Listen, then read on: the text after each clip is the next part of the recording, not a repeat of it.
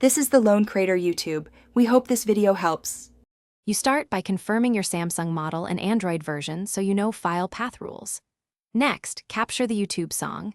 Use a downloader or screen recorder that records internal audio, then export to MP3.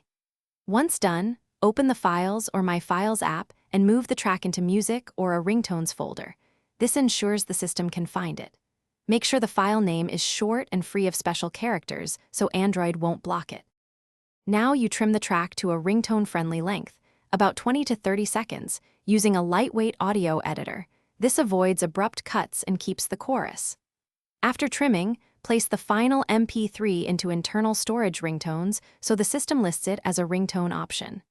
Then check file permissions. Long press the file, view details, and make sure read access is enabled. These steps prevent playback errors and ensure the sound appears in the ringtone picker when you change. Finally, apply the ringtone by going to Settings, Sounds, and Vibration Ringtone and choosing your saved MP3.